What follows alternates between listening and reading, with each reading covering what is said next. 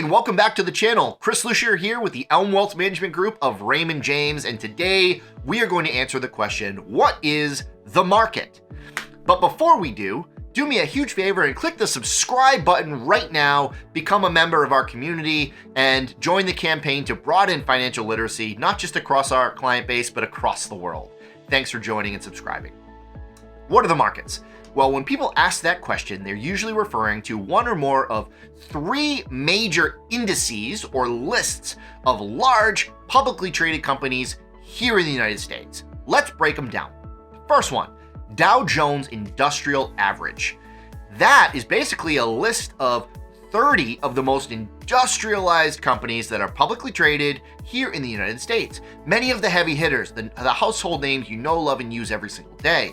However, because 30 is such a small number, it doesn't represent every category, industry, or sector that can be represented here in the US. However, they are the heavy hitters, so it is a meaningful representation of what everything else may be doing, potentially.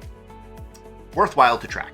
The second index, the S&P 500, is a list of how many? You guessed it, 500 of the largest publicly traded companies here in the United States.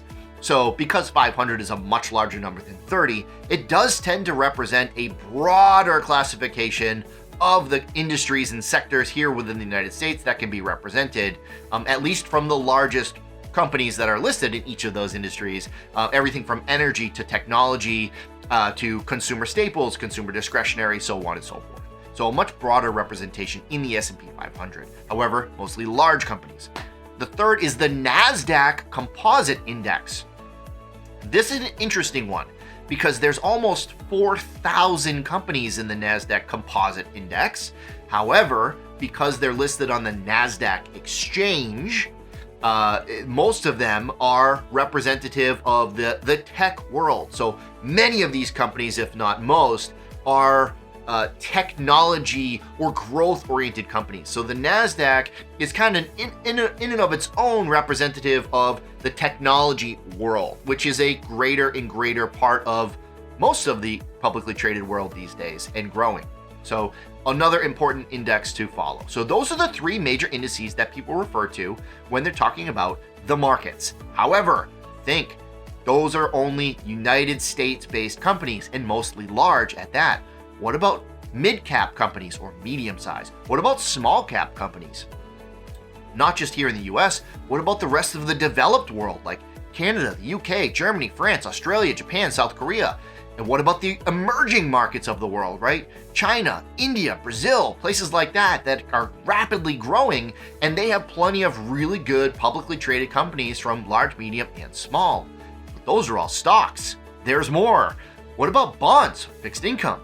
Because there's government issued bonds, municipal issued bonds, company and corporate issued bonds, and there's different risk categories from the riskier side to the really conservative side and everything in between. And not just here in the US, the same applies to the developed world and the emerging markets of the world. So there are many, many, many categories that can be represented in the investment world.